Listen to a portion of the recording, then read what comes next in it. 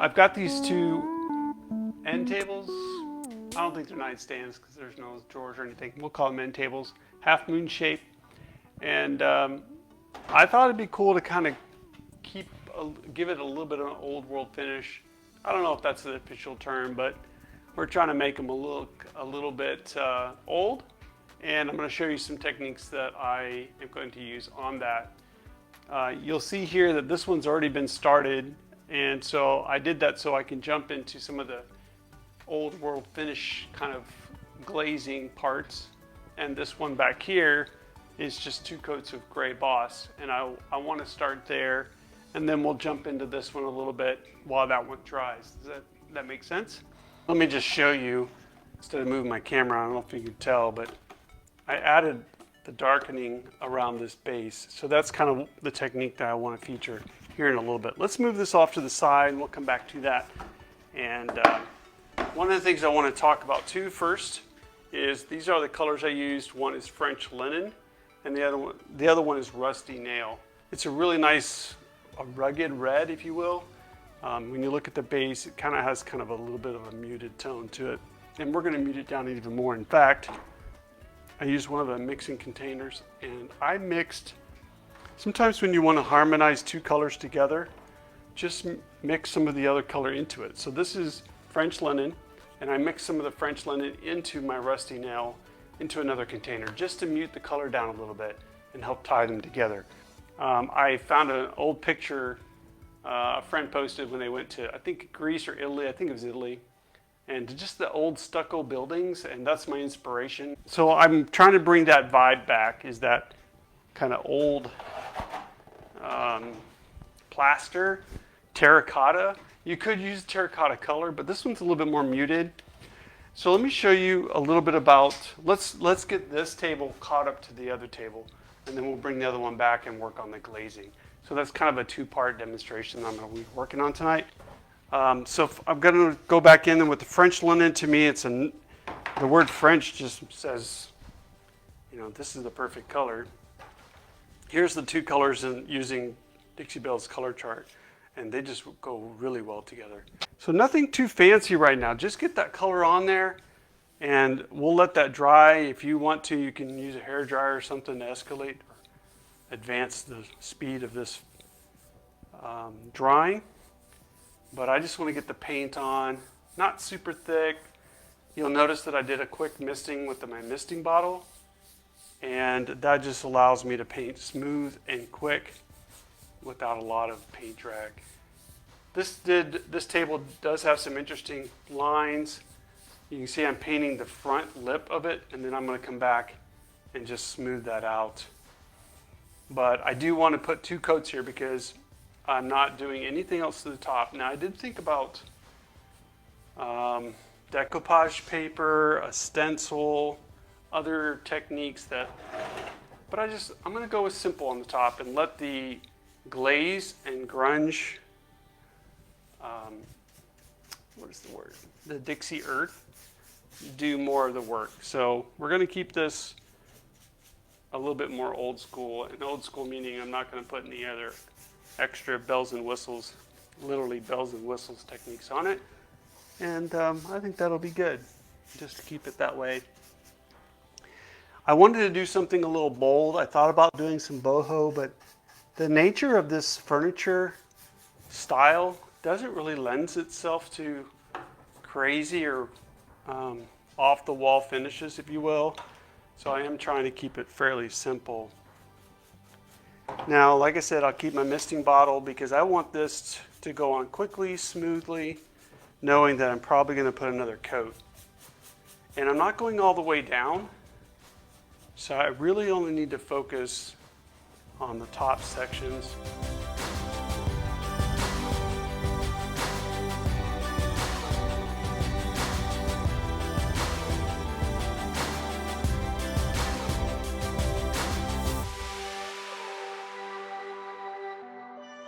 So you can already see how warm and subtle that color is, much better than the gray. We'll save the connection of these. I want them to dry a little bit longer, so we'll finish out. Feel free to use the misting bottle. keep that paint loose. This is where I do not mind at all if some of the gray boss comes through this paint, because I want this part to feel, I'm looking for a place to grab. I want this to feel, this is where we're really gonna get the old rugged feeling. I'm working much faster than I normally would because I want to get a lot done with you guys here, so.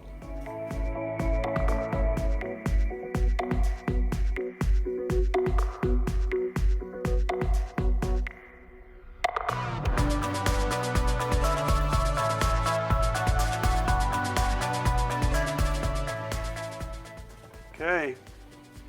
All right, I think we're pretty close to being ready now. So what we're gonna do, so here's what I'm gonna do.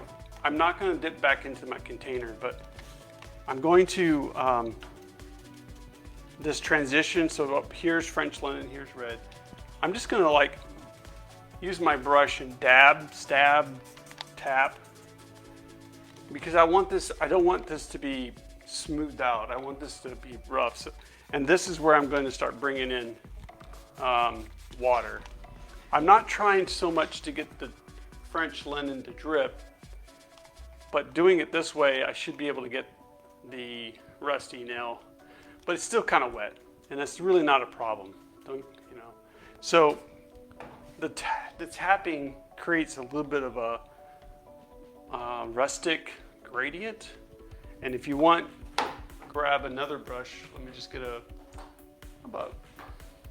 just gonna get a round, small, and you can give it a softer blend if you want. Again, but I like to have a little bit of that larger blend, and I'm not going to be shy with misting with water.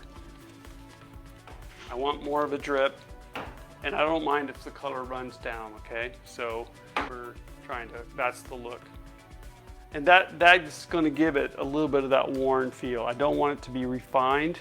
This is not we're not going for a classy finish here. We're going for more of a, doesn't mean it won't look classy, just, I'm not trying to do a really clean blend. So again, I have not dipped back into my red paint. I've got enough red paint on here to accomplish, but if you need to, just barely touch that. Because you do want the solid red to contain solid and slowly fade out. Okay, so once you feel like, you see how I just like softly faded that, give it a good mist. I could get a squirt bottle and be more aggressive with it, but and just kind of inspect your work. Like, I missed the back of this, so I'll give it a little bit extra.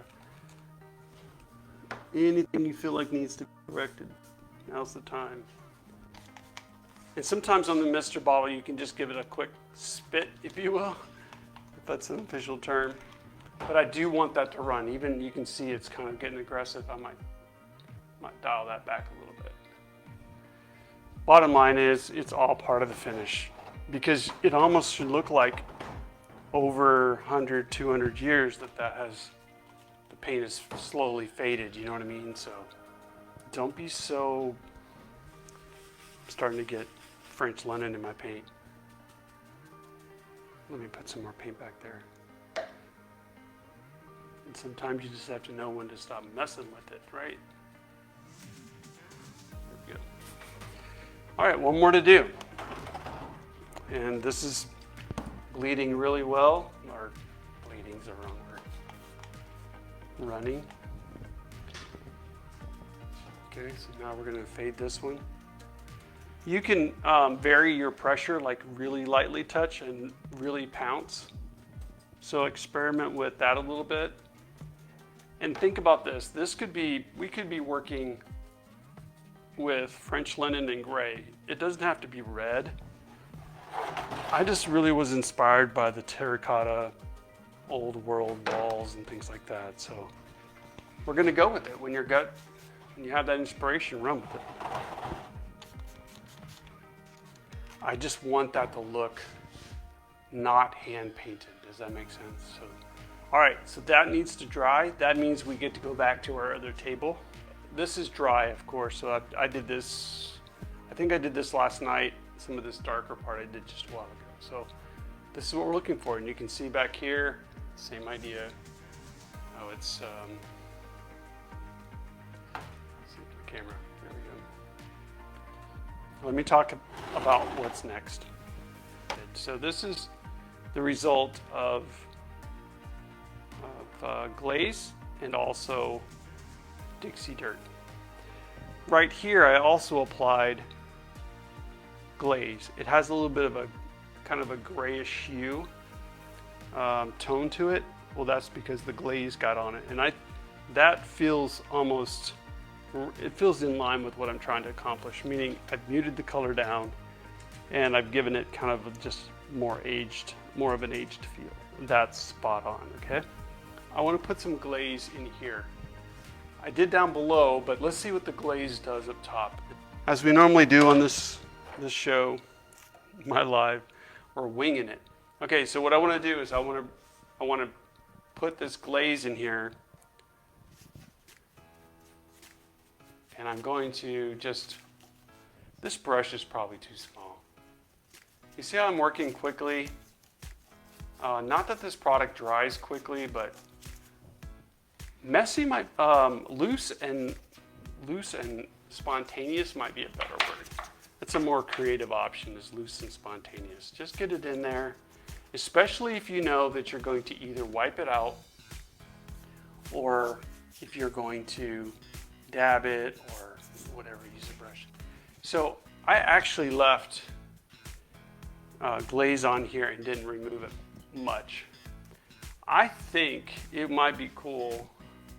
So what we're going to do, let's do this. Let's just do a little bit of, there's plenty in there. Let's just wipe off any excess. But what I don't want to do is I don't want to remove it in the recessed areas. So I'm just wiping it off on the high points. Could I just put the glaze in the recessed areas alone? Yes, but the glaze is somewhat tinting this paint, and I'm okay with that. Apply it however you want. I'm not really wiping it too much off in the sides. So with that in mind, let's go with another brush. I'm gonna put some glaze on it, and I'm gonna go into my Dixie Dirt. So I just kind of touched in there, not much. I'm gonna put a little bit of a Dixie Dirt where I think, let's say, someone hasn't cleaned too well over time. Same technique here. You can brush it on, you can dab it on, whatever gives you that more authentic aged look. And I don't want this to be super refined, so I might even go straight in with the brush and just leave it there. And we'll put some in this corner too. Sometimes you guys know me, you know I like to use shading. I'm almost creating Dixie Dirt shading. And that glaze is a binder or helps that stick. I think what I'd like to do, just for kicks, I think I'm gonna put some dirt down in here. Like, there's some really tough spots to get to in here. And if dirt got stuck over time, this is where it would go. So this is, again, I've used this word before, but this is a faux finish. So you do whatever makes it look authentic and spontaneous, random, not hand done. I mean, not done mechanically, right? We really want it to look like time has gotten a hold of this. So I'm gonna use my rag almost as an eraser to remove some of the areas that I just got a little extra on. So I really just want that dirt to be in the crevices. But it's so wet that you can use your finger or some other rag to remove anything you don't want. So it's really wet, but there's a lot of that dirt in there very randomly. As opposed to this side, it doesn't have anything. You'll start to see. I'm using my finger just to kind of dab some of the extra. It's going to dry darker than you see, but again, that's cool. This will look, so here we go. We're going to get some more of this glaze. Like I said, you can get a bigger brush And let's go ahead and go into this middle. We're just doing the whole middle post. I don't mind the smaller brush, but it could slow you down if you got a lot to do. Notice that I'm also only working in small areas. I'm not working on an entire table. This glaze will start to set, it'll start to dry, and another technique that you may consider is you could also mist this with water to help delay some of the drying time. That's optional. Okay. So in a sense, with this glaze, I am creating somewhat of another color. All right, so here's where I'm going to use my rag. I really don't need too much of the dirt. I'm probably not going to use much of it. You see how I'm only hitting the high points? I'm going to let that dirt or glaze stay in the crevices, and that'll add a little bit more age, technique, and all that. Remember, I'm leaving the glaze on the red color because I want that gray to be part of the color's look. And this is where we're going to start bringing in some of the dirt. We want this, to me, the lower you get down on the table, the closer it is to the ground. You know, maybe cleaning and dust and all that is built up over time. So get messy with it. And don't go too far away from where you're working because, like I said, the drying time. All right, so you can see pretty messy, right? Now we're going to switch to our other, I forget which brush I had for glaze, but this is where I'm going to go ahead and notice that I'm going to be fairly random, like don't be so precise. You could put it on all of it and wipe it, but I want this to be fairly random.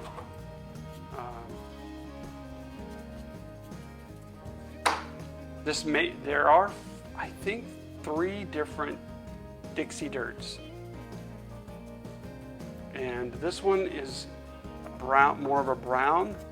You can get more of a black, and there's more of a gray tone. It just depends on what kind of color or tone value you want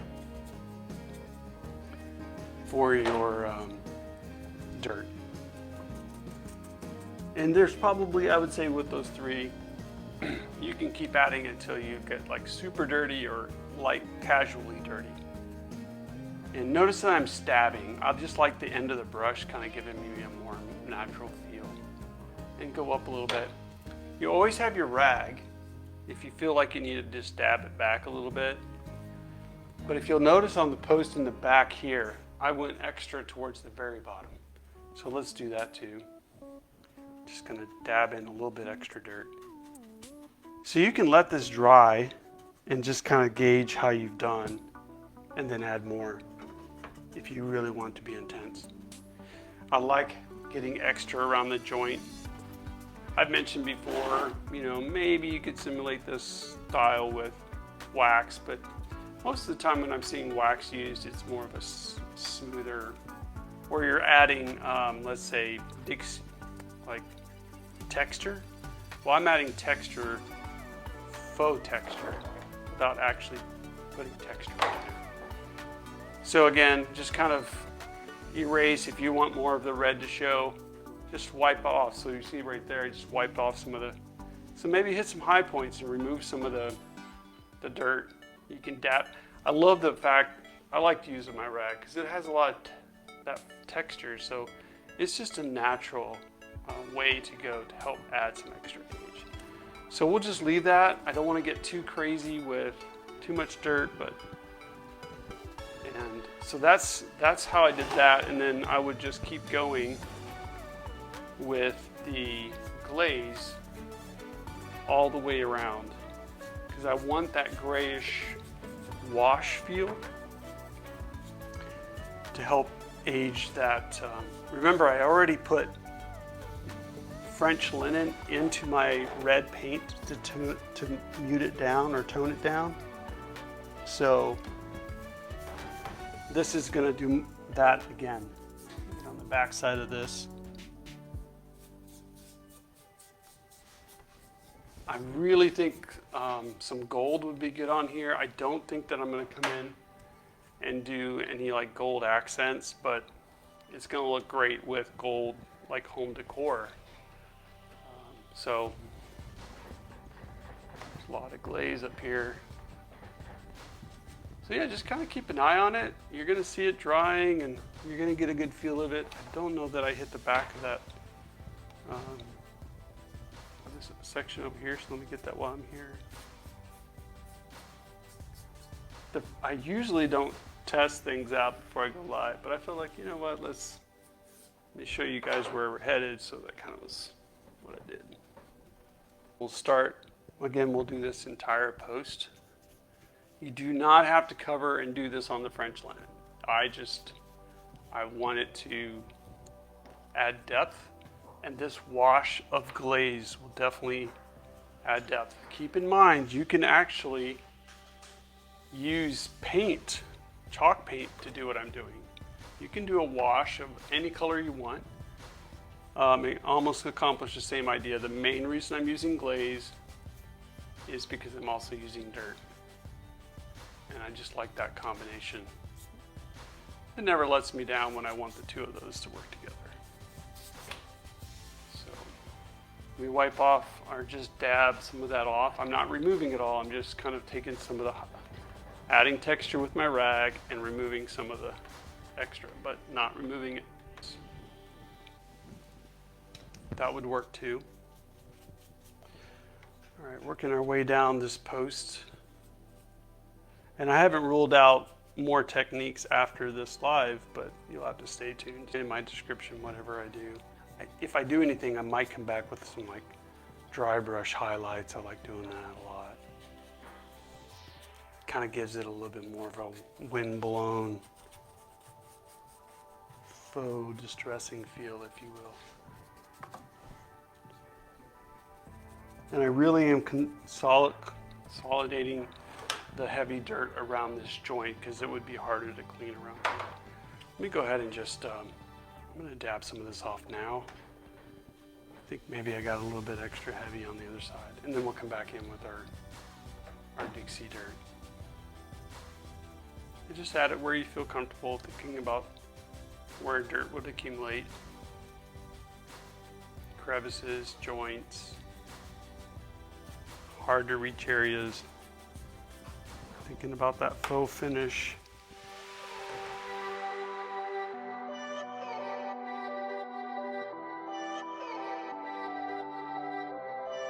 The dirt, and there's glaze in there because you've touched so much glaze, and that's okay. If you don't like the dab look, then I would come back with another brush and do a slight soft feathering of it. You can start to see, I mean, it's a little far away, but the dirt's drying really nice. Might even put some more down below at the bottom. And then I'm going to use my rag just to vignette it. Gets rid of the brush stroke feel, if you will. Thanks for watching tonight.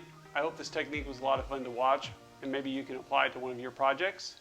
Until next time, I'm Aaron here in the Bowtie Treasure Studio. Y'all take care, be creative, and we'll see you later.